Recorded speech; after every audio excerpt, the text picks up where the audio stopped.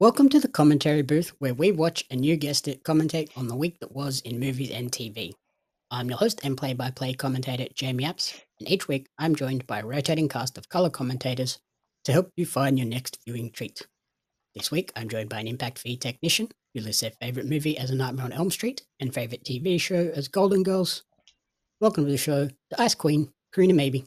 Ooh, I'm shaking things. It's whatever. Just let it go, Jamie, as the ice queen would say. It's not my fault. My wine is not cold, so I had to put it in an insulated cup with ice, and it is not like gross wine. It's just like essentially grape juice for adults. So it is a very sweet wine because that's my life right now. Um, so it's fine. Editing hell is my gift to you today. Mm-hmm. Thanks. Yeah, it's fine. It'll be fine. Don't worry. I definitely don't have a metal straw in this metal cup with some ice in it. So, anyway, how are you doing? You have a jumper on, and I'm in shorts and was in a tank top earlier today. So things are definitely changing over there now. Yeah. Yeah, it's cold in the morning. Okay, we'll go with that. Yeah. Mornings are cold, and then by about 10:30, 11 o'clock, it gets freaking quite warm. Gross. Like, coming up, it's meant to hit 27 on Wednesday. I'm like, it's May. What is going on? Yeah, that's like we went through all of April with no fucking rain pretty much. And now like this will be like the first week in like 4 or 5 weeks that we're actually supposed to get rain and it still hasn't rained. Like it looks cloudy as fuck outside. It's not gonna rain until probably way later though. I'm so confused by this non-existent global warming as some people in my administrative league say. Yeah, it's bloody Thing. it's supposed to be winter and it's freaking nearly 30 degrees. Like, what? Yeah, yeah, good times, good times. Love it. So, yeah, the apocalypse is fast approaching in our world, but this week, Corrina and I return to the post apocalyptic world of The Last of Us to continue our weekly episodic breakdown reviews of season 2. This week we are talking about episode 4, titled Day 1. In this episode, we kind of see the next phase of Ellie and Dina's adventure into Seattle. We get Seattle Day 1. Which I'm And guessing that goes with the game, is what I'm gathering from that. so in the game, it is split over, I think it's 3 or 4 days. And you get day 1, 2, 3, 4, obviously playing as Ellie. Mm. And then we split and we go days 1, 2, 3, 4, but from Dina's side of the conflict. Hmm. Okay. Which Interesting. I noticed in this episode, there is no Abby, not Dina's side, from Abby's side. There's no Abby in this episode at all. No. Did you notice that? And did you mind not having her in that after kind of how important she was in those first 3 episodes? I am confused on where she is. I'm not mad about it. I feel like it's probably good that she wasn't in this episode because I feel like it would just maybe like make things move too quickly or something. Like I expected them to run into her eventually. I don't expect them to run into her right off the bat because that's just kind of like an obvious kind of way of going about conflict and you wouldn't have a fucking story at that point. Um so yeah, I'm not mad about it. I'm happy this episode went really interesting. It started out really full on, and I didn't really know how that was going to tie in with the rest of the episode or how those characters make their moves and appearances. But I wasn't mad about it at all. It was a really interesting thing, and overall, I really actually enjoyed this episode. It's kind of like a redemption episode since I really did not care for episode 3. Yep. Yeah, it's a very different episode to episode 3. There's a lot more that happens in this one. Less sort of emotional. There are a couple of really emotional moments, but this has a bit of everything. It's got emotional moments, it's got character development moments, and a massive action sequence as well, which is huge. Expands on the lore. I think having no Abby in this was to kind of play into that game setup of it switches halfway through. So I think we might have her return towards the end of the next episode when Ellie and Dina potentially get to that hospital and kill Nora, then we might get like a cutaway to Abby being informed that one of her people is now dead. Someone's after them. Yeah, that would make sense. Because yeah, that's like kind of what the game is. Like it's Ellie and Dina hunting down the people that came and killed Joel, Right. basically one by one. It's like these little like mini boss type things, I mean, that makes and sense. then it switches, and it's like Abby getting all the reports of, oh, this person's now dead, this person's now dead, this is happening over here, and it's like, oh shit. Yeah, I feel like that's kind of like Abby's like essential like demise, because when eventually when she meets up with Ellie, it's going to be like, I have no fucking backup, really. Like, I am all by myself. You've literally taken out everyone around me, and now I'm fucked. Yeah. So like you said, this one starts off pretty intense with the 2018 Seattle QZ flashback scene where we see the introduction of the character Isaac, played by, oh, I don't have him written down. Oh, It's the guy from all of the shows on all, HBO. all of this. I like how you are so well prepared, man. Usually I'm the one that fucks with this shit, and you are like on point. And now the tables have turned, and I am living for this moment right now. So, yay! I'm wearing off on you slowly but surely. Jeffrey Wright, that's his name. Oh, I'll go with it. Yep. Yeah, he's in all He the was like a ton HBO of shows. shit though, yeah. HBO has a really a pattern, a big pattern with like reutilizing people that they really like. In this flashback sequence, he's a Fedra sergeant. They're going out on like a mission, typical macho soldier talk in the back of this armored troop carrier. We find out that they call all of the like citizens of the Seattle QZ voters, and it's because at some point after the outbreak, the rights were taken away. So anybody that previously was a voter, like a regular citizen, they lost their right to vote, so they're now called voters. Yeah, so we get like their little conversation in the back, and then they meet up with these sort of like rebel fighter group. Isaac goes out, has a chat, and then some shit goes down that I don't think a lot of people saw coming. What did you think of him going back to the troop carrier, pulling one guy out, and then tossing a grenade in and blowing everyone else up? I was so baffled slash dumbfounded. And I probably should have seen the signs because he's like the only one who speaks up. Like, obviously, you're gonna have like your normal like grunts essentially that like talk shit because they think that they're all, you know, God's green thing. But he's like the only one that speaks up, and it's just like, this is why they do that. Haha, it's not super funny, this, that, and the other. And so you can kind of see that like he has a different mentality, a different look on it. And I originally thought it was just because he had seen more shit and he'd been in it for longer. And so maybe he's got like a little bit of humanity left in him. I did not expect him to just like make amends with the people that were in the street and then just randomly be like, I got you, don't worry about this. And then yeah, like he pulls out the guy who's kind of like still new to the whole Yeah, the shebang. rookie. And yeah, he doesn't know what's really going on. He doesn't know if he should be laughing about it, if he should be more serious. So I think he saw potential in that guy and he's able to mold him to what he wants him to be. So yeah, it was definitely a very interesting and unexpected start and super like violent. Like the one driver just like manages to escape and he's just like not happening, sorry, and just like shoots him blank. And I'm like, oh, okay. Okay then. So, yeah, I did not expect that. Again, like I said, I'm flying blind into this whole series, so anytime something like that happens, it's quite a big shock to me. And then when they are able to circle back to like cause and effect of those decisions, it's even more shocking. Yeah, so this is a brand new scene for the show, Okay. and it's kind of an expansion of the lore because in the game we kind of hear about how Isaac was formerly a Fedra sergeant, like was working for that government army organization, and then this is like the origin stories of how he jumped across and started like the WLF Okay. rebellion group that ultimately overthrows Fedra.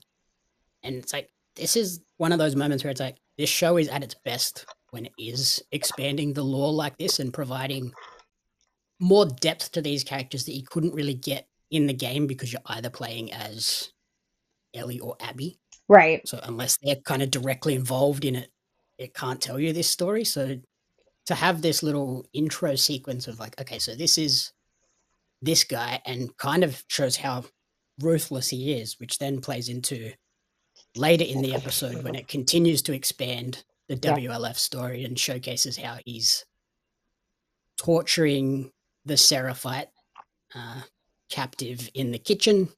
Yeah.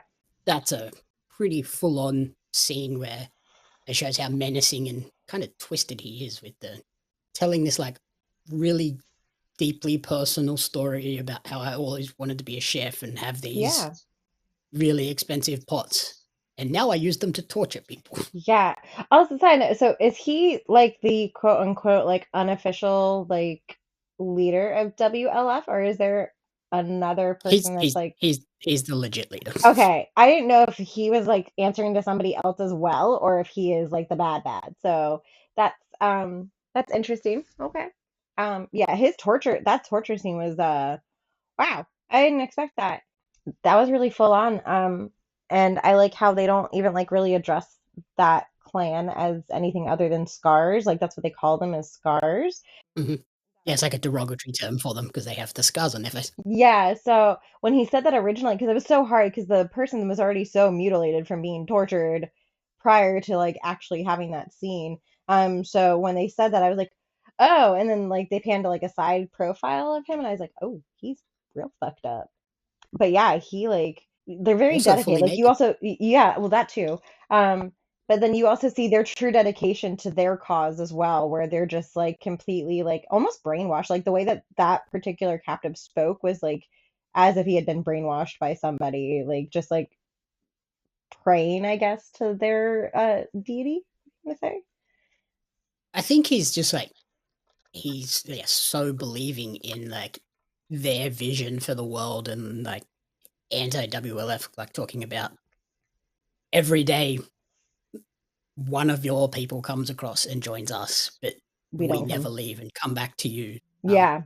Kind of shows that no matter what they're going to do to this guy, it's not going to have any effect. And ultimately, Isaac breaks and just shoots him in the head. But yeah, full on peen in this one. Yep, that wasn't expected. I've So seen a yeah, lot of full blown peen in like the past like week now because I just started Dark Lotus or White Lotus, not Dark Lotus. Jesus Christ, White Lotus, and I was not expecting that scene in the first episode to be that full on. So I've had my fill of HBO just randomly shoving junk in my face. yeah, No warning, no they, nothing. they they do like doing that. Like here's a penis. Like oh, Yeah, like Game okay, of Thrones thanks. all day long. Like I'm just like, oh, it's a lot to take in when it's like a very close up shot. It's different if it's like a side angle or like very far away shot in the background, but when it's just like, yo, check this out, or oh, hey, look, I'm getting tortured and I'm totally naked. Like these, oh man, sometimes I just feel like I need a trigger warning on so many things because I'm just not mentally prepared for things. Mhm. And like even the burn that Isaac puts on the guy's hand when like he basically says, "Yeah, I'm gonna torture you now. Like tell me where it is." And then he burns him once, and then he's like, "Tell me, or I'm gonna burn every part of your body." And the Seraphite just goes, Yeah, "Okay, here's my other hand. Go ahead." yeah, that was And so that's when crazy. Isaac breaks and just shoots him in the head. Like, fuck, this isn't gonna achieve anything. I'm not wasting time. Did you notice the WLF soldier that like supports him outside the door as well?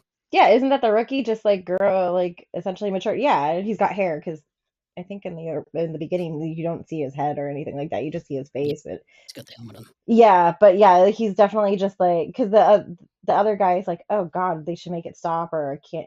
He's really going hard at it, and the guy's like, they deserve it. Mhm. So clearly, he is definitely not affected anymore, and he has definitely been trained to just not give a fuck and be loyal and to only Isaac. So But like we get more of the Seraphites scars, whatever you want to call them, their origin story as well, because we hear in that torture scene that they shot a kid in the head with an arrow, Yep. which may be true, maybe not. Who knows with the WLF? Yeah. Um, but then we also see Ellie and Dina when they infiltrate the TV station in this.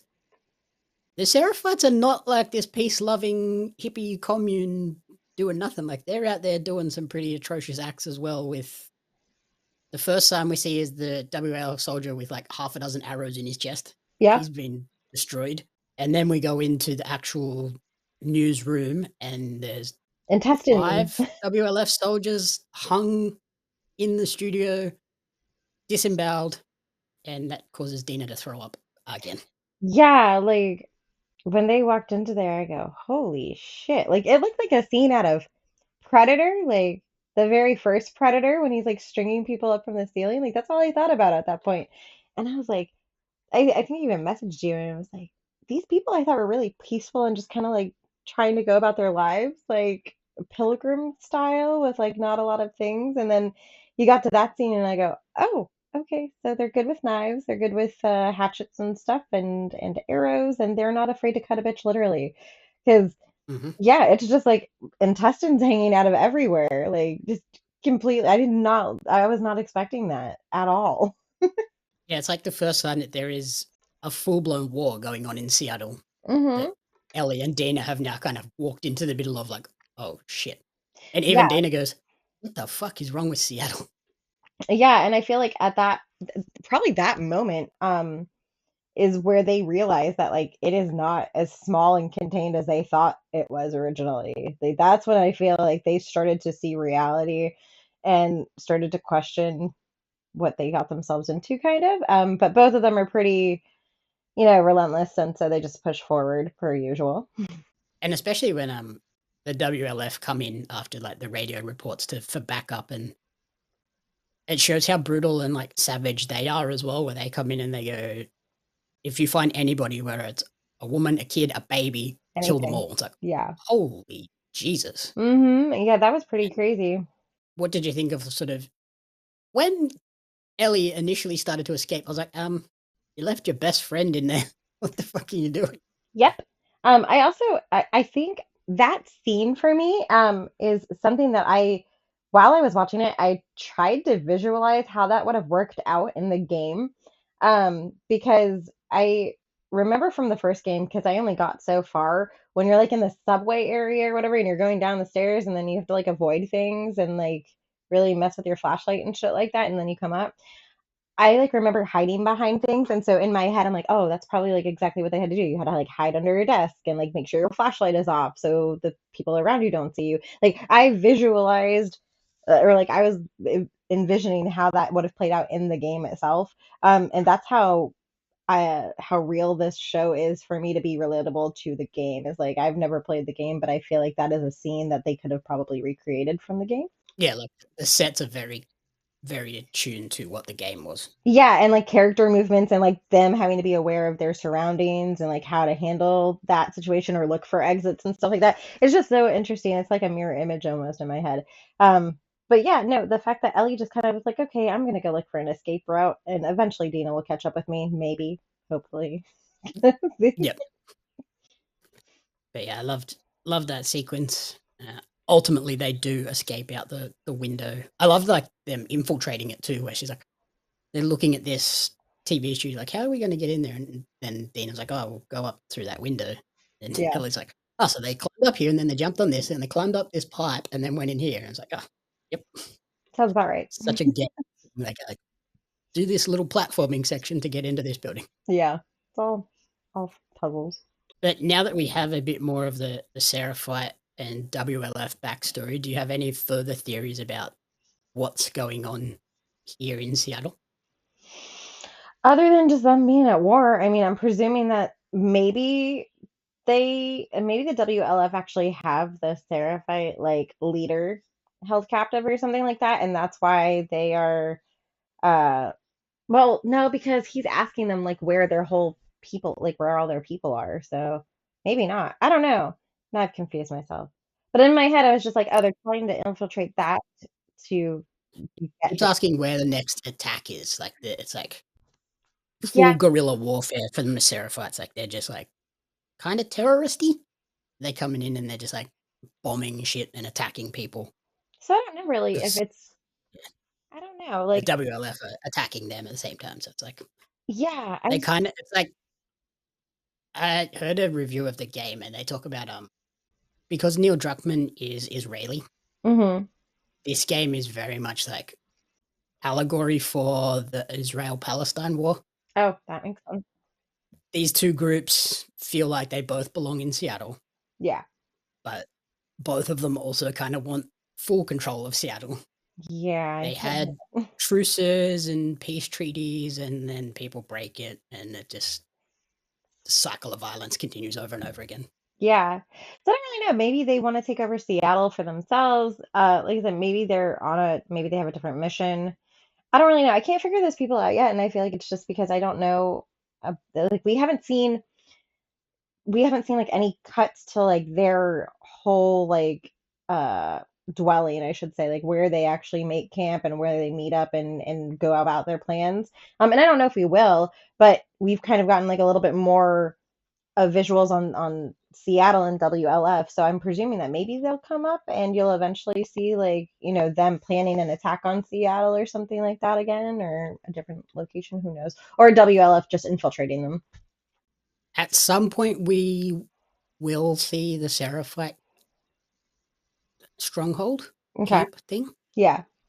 Whether it's this season or not is another story. I don't think it'll be this season because it happens right towards the very end of the game. So I think that'll be Later on. towards the end of next season. Mhm. There is another character to come that is like from the Seraphites, like an actual Seraphite character that we will follow for a while. Okay. Again, I don't know if we will get that this season. That may be a next season intro. To be determined. I don't know. I'm really intrigued. Like they still have like they're one of the most interesting characters for me, I think, in this game. Just because of how they come off, but then how brutal they can be. And the fact Mhm. that such a mysterious kind of entity. Like you like they were never mentioned before, like yeah. It's just interesting to me. But yeah, we shall see. Are you a trading card collector or a fan of Australian pro wrestling? If so, you're not going to want to miss out on the limited edition Australian wrestling cards. Each set includes 50 packs of 10 cards, including some of the country's top wrestling talents like Robbie Eagles, Shane Haste, Madison Eagles, Hartley Jackson, and they have Shaza McKenzie listed, although she is not a favorite. The velocities, and a lot more. There's wrestlers, referees, announcers, commentators that are featured, giving you a full appreciation of the Australian independent scene. The cards sold out a lot faster because cards are hot right now, as I'm sure Jeremy Lambert will tell you. But you can order your Australian wrestling cards now at Pario Magazine. That's PARIO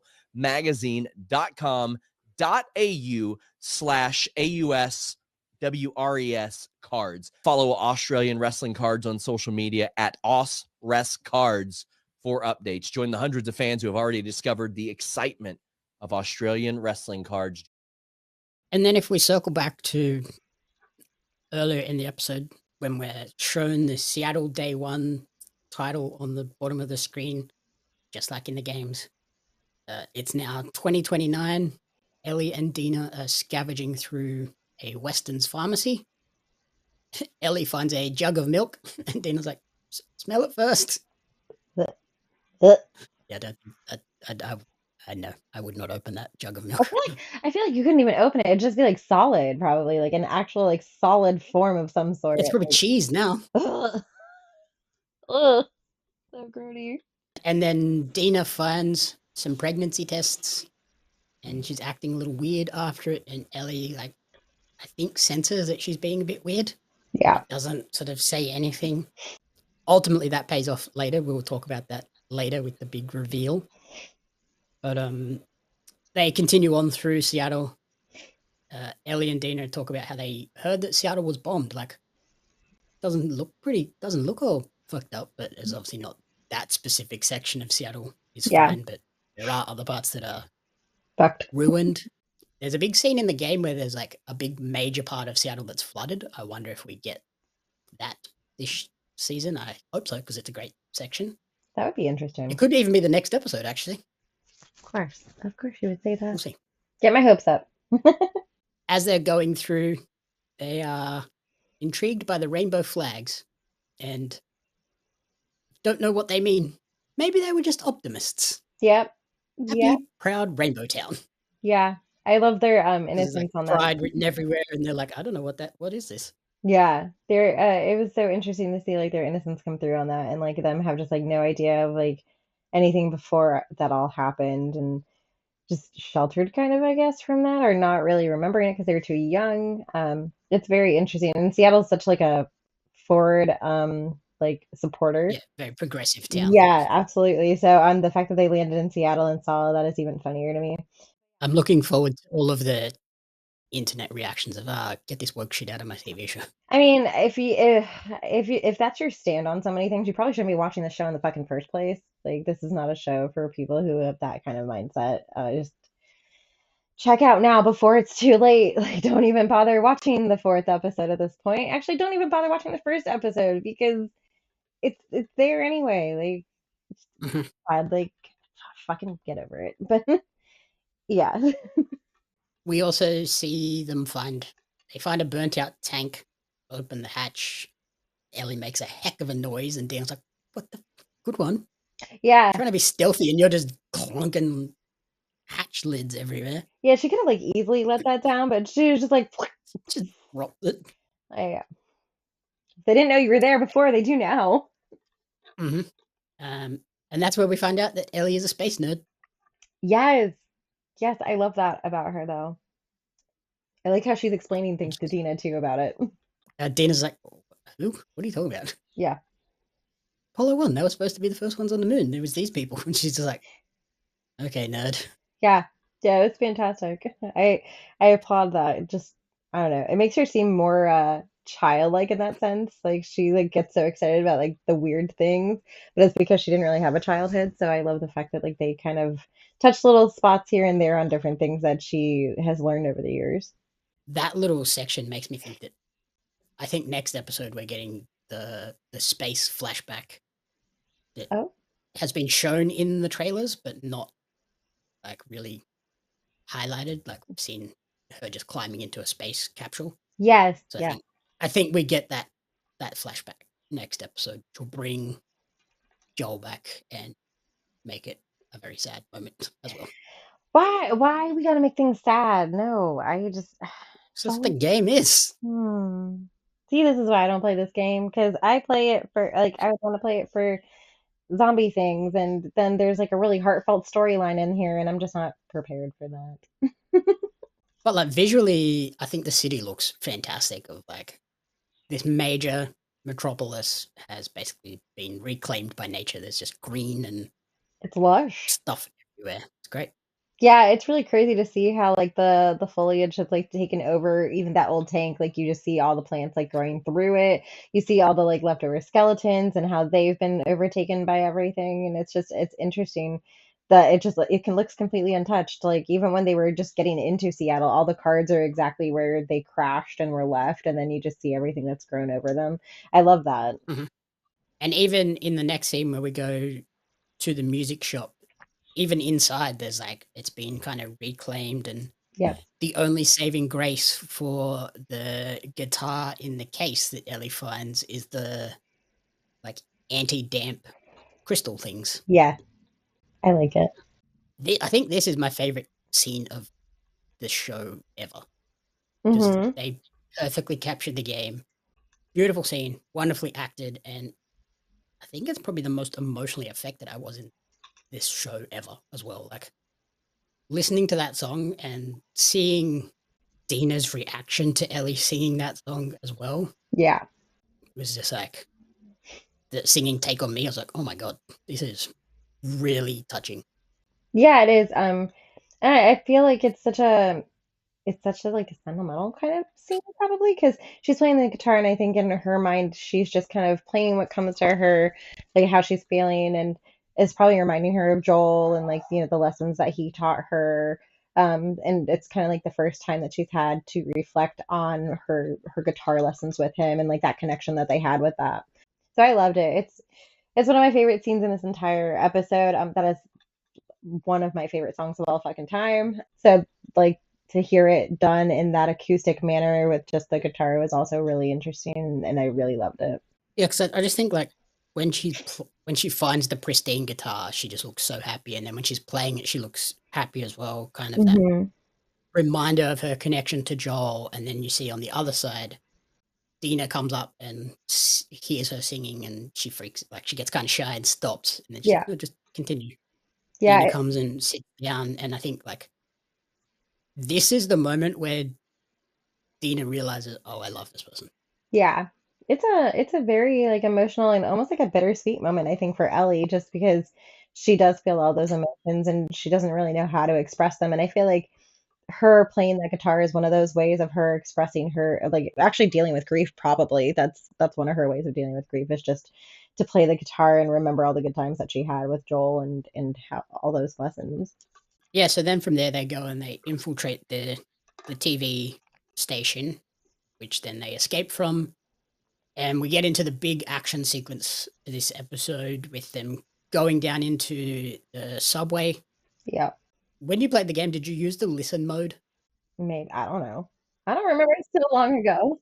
There's a technique called listen mode where like I think you hold down like Oh, and you listen through the L3 or something. wall and it like echoes It or goes like something. black and white, and then like the clickers like highlight in bright white and the Yeah, infected. I love when they get down in the subway and they hear the WLF, they throw the flares, and then they start hearing the yes, screams of clickers and infected. yeah, Dina goes full listen mode where she just closes her eyes and counts like how many there are. yeah. I was like, I was oh, like, it's a nice little touch for the game of like, yes, it's not like full on listen mode. Like they don't do the whole, oh, we're going to go black and white and highlight where they are. It's just Dina right. just like closes her eyes and just like, She starts oh, counting the different screams, and gets to like 5.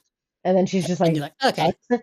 5's probably not terrible. There's half a dozen WLF over there with assault rifles.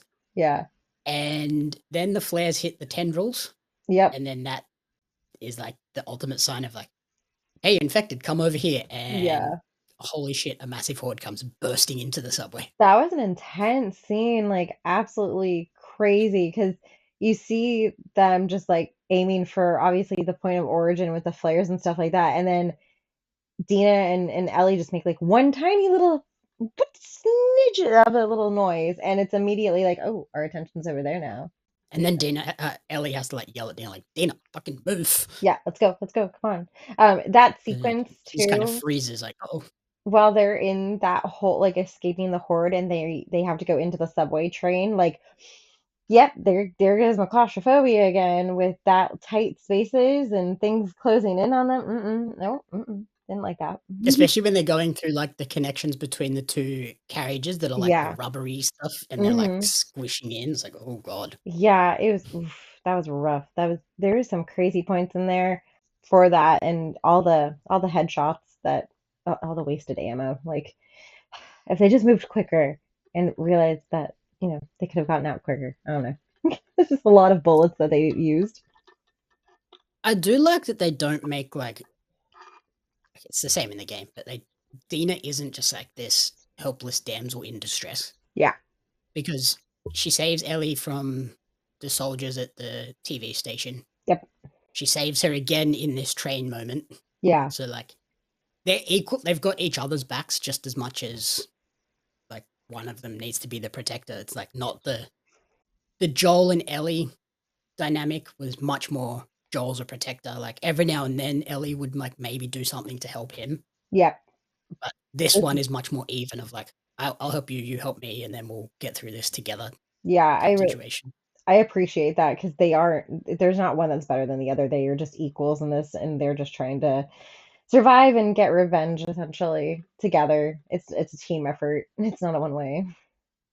Yep.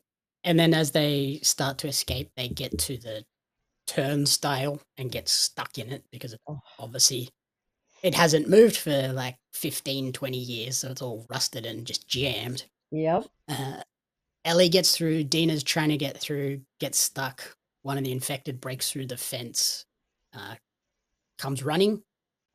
And then Ellie has to get full savior mode and Yeah. doesn't shoot the thing as it's running in, just arm and lets it bite her arm. And you can just like see the terror on Dina's face of like, what the did you just do? Yeah, she's just completely like you can almost tell like instantly she gets angry with Ellie too. Like, what the fuck? Like, you can't do this. Like, you're going to literally leave me alone in Seattle by myself now because you just chose to do that. Um, Mm-hmm. so it's not that she's not thankful that she saved her life, but at the same time, she's like, why the fuck would you do that? Yeah, it's like a weird mixture of like thankful that she saved her, angry that she sacrificed herself, and then scared of like, I don't want to have to do this. Yeah, because she's realizing in her head, like, she's like, I gotta end her. I'm gonna have to do this sooner rather than later, too, if I want to save my own self and, let her keep a little bit of her own dignity at this point. She's gonna turn. Yeah.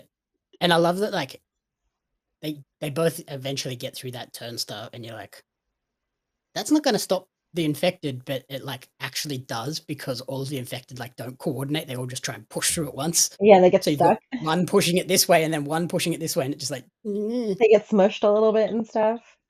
yeah. So that was fun. Then they escape to what will ultimately become their Seattle home base, the big theater, Mm-hmm. and I love that. you can see on the way to crossing the street, and then when they get in there, Dina's like really wary, staying a good distance away from Ellie. Like, I don't want to be anywhere near you. Yeah. And then Ellie turns around and there's a gun pointed at her face, like, don't shoot. Don't She has to move. like scream, like, do not shoot me. I am fine. Yeah. And you can tell definitely, like, Dina's just like, you're already fucking turning because you're talking crazy. Like, this is not going to be good, but I'm going to do you a favor at this point and save you like, this way. I love that interaction between the two of them because you can really tell, like, Dina's almost is so conflicted because she wants to kind of believe Ellie, and then at the same time, she kind of just is like, you're fucking nuts. And like, I love that there was a couple of quotes that Ellie had to like, I would die for you. I would, but that's not what just happened. Like, Yeah. just hear me out here. Just do not shoot me in the face. Let me explain. Yep. And even she's like somewhat conflicted about revealing that she's immune. She's just like, don't do this. Don't shoot me. I'm fine. But Yeah. fuck it, I'm immune. Like, I would die for you, but that's not what happened. And she's even like reveals a bit more about her own personal thoughts on the situation of like, she says, a lot of times I wish this wasn't true, Right. but I'm just going to wake up and everything's going to be exactly the same. And I'm still in this shit situation. It's like, just Deal with it. don't shoot me. Just let me sleep. You sit over there, keep the gun pointed at me, and I'll be fine. Yeah. And then of course the water dripping on it makes it Right. And she's like, fuck. Yeah. just water. Don't. Please don't shoot me. Yeah, it's definitely interesting to see the conflict because you can tell like Ellie is so nervous about people ever finding out that she's immune, and like you really at that point you really see that Ellie does trust Dina fully because she doesn't have a choice but to tell her she's gonna fucking shoot her. But she has to believe that Dina's just gonna keep that kind of to herself essentially and all that good stuff. But yeah, what a way to find out and to break it to your friend like, by the way, this is my weird shit. Mm-hmm. I loved the framing of in the morning when Ellie wakes up, the framing of that shot as well with every time it shows Dina, Mm-hmm. you can't see her See her. face Yeah, you just because see the she's got the flashlight. torch up and it's like obscured, the light obscures her face and really builds the tension of like, I don't know what she's going to do because I cannot see her face and like, is she accepting of this? Is she angry? Like, Right. what's going on? So you can't tell how she's processing it. And then when she does turn the flashlight off, you can see like she's been crying all night. Yeah. She hasn't just like sat there silently. She's been absolutely crying, really conflicted over what to do all night. Yeah, she looks like shit. She probably hasn't slept. She's probably like, because obviously if you're in that situation and you don't believe that person or you don't have anything to show that it's true, you're gonna think in your head if you fall asleep you're gonna get fucking you're gonna wake up and something's gonna be gnawing on your leg or something like that. So yeah, she definitely is looking rough. But yeah, like there's a difference between like not like simply staying awake because you're worried Yeah. to what she did. Like, she was awake and crying and, like, conflicted over the whole situation of, like, should Yeah. I just shoot her while she's sleeping? Yeah. Nice and easy. She won't even know what's happening. You spoke about, like, what you thought of the big action sequence. It was just claustrophobic and terrifying. Mm-hmm. Ultimately, this leads to Dina's big reveal after we get her, like, seemingly accepting, okay, yeah, she's immune. She got bitten last night and she's still fine today. So, Yep. yeah, I guess she is immune. This is pretty weird. Mm-hmm. So this big reveal is that she's pregnant. Yeah. This is the thing I was asking you about last week with a couple of the physical movements that Isabella Merced made in portrayal of Dina. Mm-hmm. Did you go back Yeah. and pick up on those She clues? was like holding her side when she was on the horse and stuff like She's that. holding her when she's giving Ellie the cookies. Yeah, that too. She's And sitting at the table holding her tummy. yeah, I thought she was just like hurt, like injured, like maybe she had like cracked ribs or something like that initially. And I was like, oh yeah. But then like as we were progressing and stuff like that, I was like, oh, she keeps getting sick. This is not like oh, I saw a dead body. I can't handle this anymore. This is morning sickness. Like when they saw all the bodies hanging from the top, I'm like, yeah, that's disturbing, but like no, that's morning sickness, dude. You're throwing up everywhere, like all the time. Yeah, she even says that. She's like, Mm, I've seen some fucked up shit before, so the yeah. fact that I kept spewing was like a big sign for me of like, this ain't right. Yeah, yeah. Also, let me just say, I can like definitely confirm the panic of taking multiple pregnancy tests over and over to make sure that you were good. Because she's just like, I take this one, I take this one, I take this one. They didn't change. The only inaccuracy on that is that they do not stay that like Right. bright for that long. Like it does start to fade. So like if she'd been holding those for a couple days because they went to the pharmacy and then It all that was shit still happened. Was the it? same day. Oh well, it may. Still day Okay, one. you're right. You're right. Okay. So the pacing of this just makes it seem like it's longer. However, after like a while, they do start to fade, and none of them come out that fucking clear. And 9 times out of 10, you're at least going to get one negative out of there, and then you're going to question everything because you're going to be like, I have all these positives, now I'm going to take another fucking one because now there's one that's negative and shit. And all of hers were positive. So I was like, I get that, but it's also, it's not like she's only just realized she's pregnant. Like, oh, I she's know. been pregnant for a while. Yeah, I love how she's just like whipping them all out. Just like, I took that one and that one. And I'm like, man, how many pregnancy tests did you find? Like, I thought she only found Whole one. She box. must, yeah, she found a whole box of them. I totally forgot. So it was like, that's a lot to take. That's a, oof. Yeah, I love how she's just like, yeah, I peed on a pregnancy test, and Ellie looks at her like, what?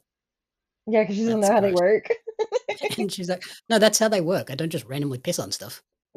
Yeah, like, and then Ellie with her realization, and then she's just like, "Are you sure it's what's his face is?" And she was like, "Yes." Like, how dare you accuse me of being a hoe? I Yeah. know times are Yeah. So we're hard. having a baby. And by we, I mean, and also Jesse. Yeah.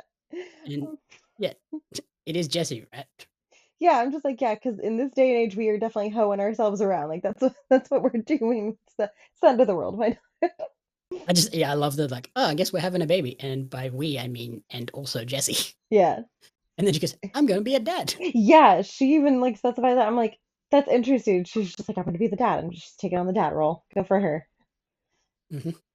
Remember how I said that they took away, when they changed the formations of the groups for the patrols, and they Hmm. took away a specific scene in Eugene's weed crop with Yeah. Ellie and Dina? Hmm.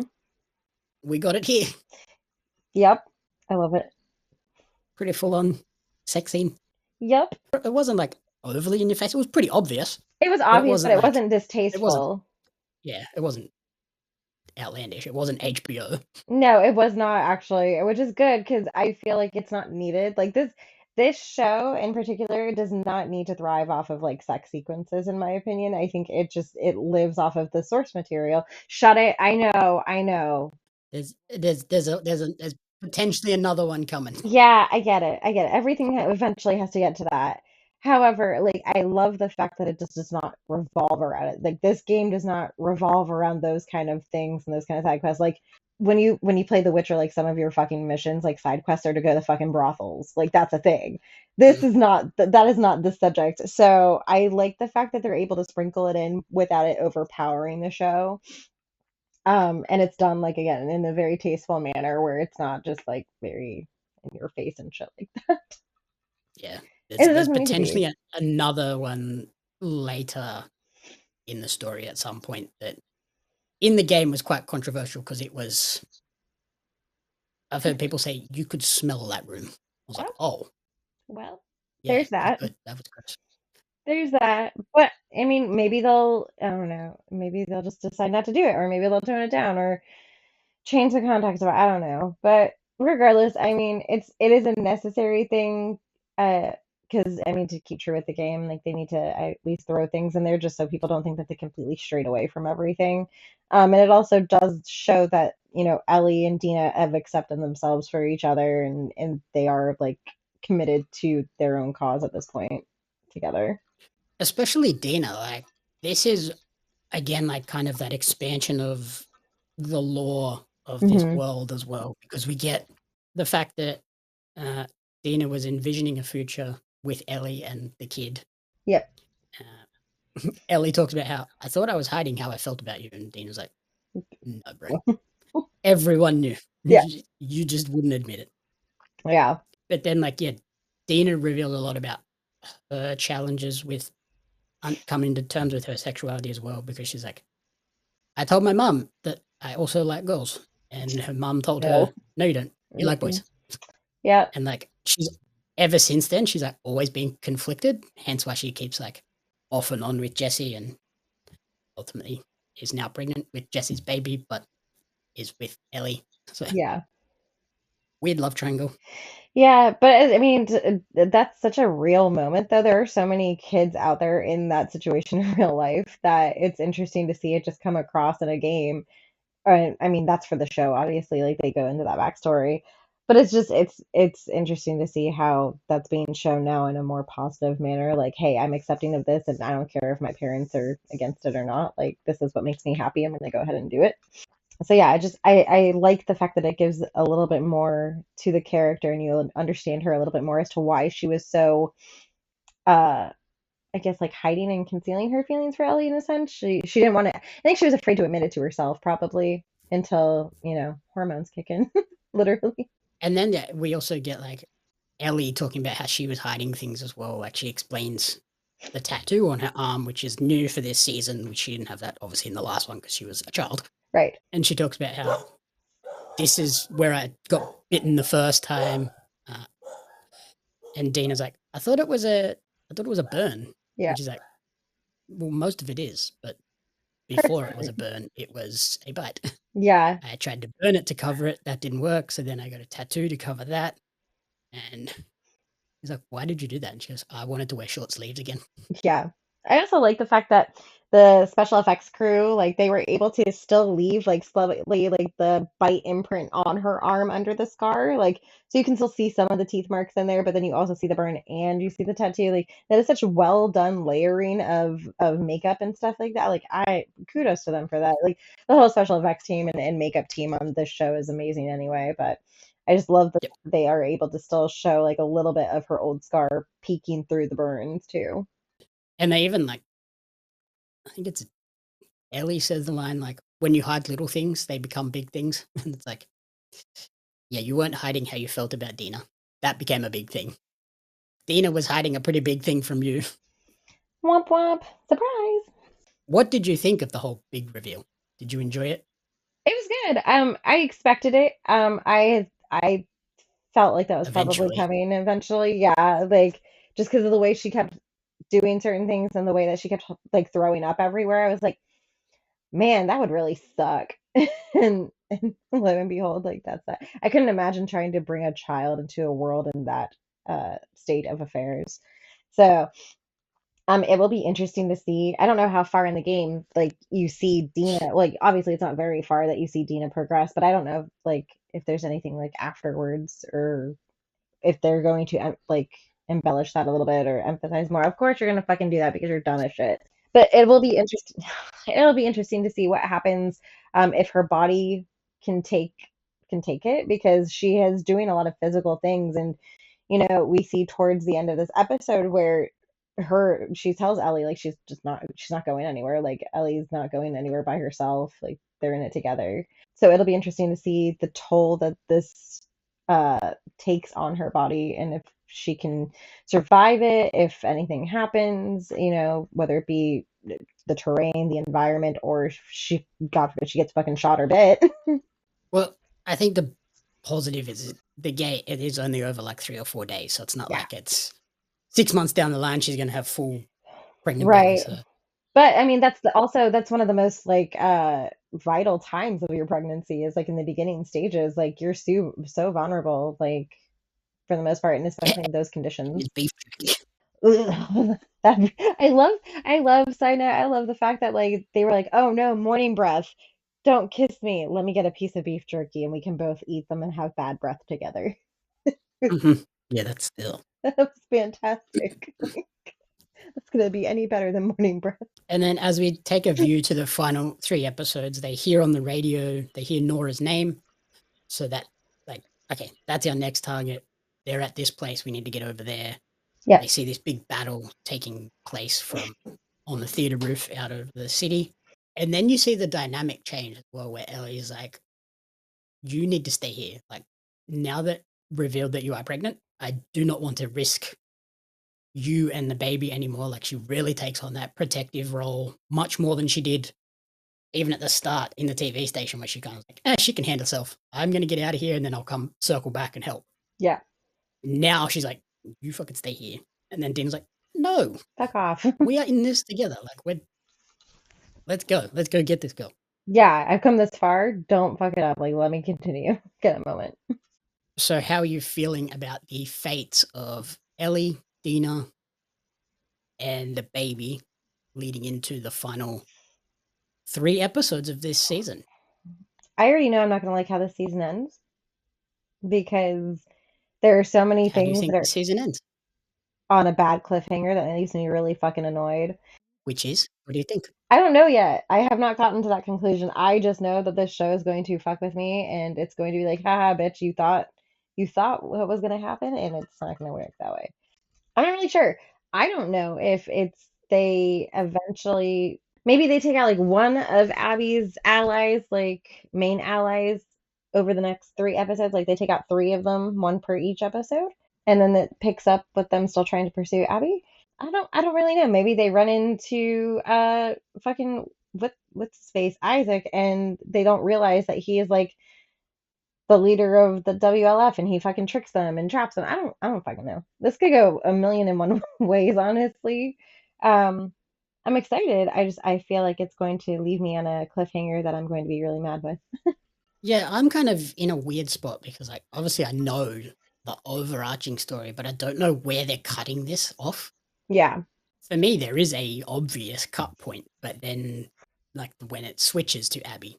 Yeah, like that means they got to get through 4 days in 3 episodes. Yeah, which would be, I suppose it's 3 more days, so they could just do 1 per episode. Day 2 next week, day 3 the following week, day 4, and then end on that big cut of the confrontation and then the switch. Yeah, I guess they could do that, and then instead of them having to do like a backstory with like, because they don't have to like revisit Seattle necessarily for Abby's story to like pick up, whereas with them having to start with Jackson and like dealing with Joel not being alive and stuff like that, like they had that whole like first 3 episodes where it was just like, grieving stages, recovery, things like that. So with the next, they have to establish the conflict. Right. With this one, it's already been established, what's going on. So now you're just looking at things from Abby's perspective of getting back to Seattle and dealing with bullshit. So I don't know. And then they wrap it up. But I mean, it could be a number of things. I don't know. The smart way would be to end it with the switch over to Abby's point of view. But HBO likes to do some weird shit. So I guess we'll see. My one concern with that is, can you promote next season as the Abby season with Ellie kind of taking the back seat and potentially not being in many of these episodes, like the first few episodes. I guess, I mean, it'll be either or, because with the way that this season has already gone, like they depend on, like they throw Pedro Pascal all over the place because he's Joel. However, he dies within the first Hmm, fucking, and so 2 episodes. yeah, I'm like, you're throwing him out there and he's on every fucking poster, but the main character has died. So you kind of trapped people into watching this season now. However, now that everybody knows he's dead, like you can't slap him on a poster and expect people to be like super excited about it because you know that he's not alive anymore. So it'll be interesting to see if they can sell it as that, like, marketing strategy, like what their marketing strategy would be. Yeah, like if they do next season and say they do 7 episodes again. Yeah. If they do the first 4 as the Abby arc, Mm-hmm. where Bella Ramsey basically won't be in there at all Right. It'll until just, maybe episode 4 yeah. when the confrontation occurs, and then we get the final 3 episodes of what happens post-confrontation. Mm-hmm. If they go that's a very bold move, Yeah.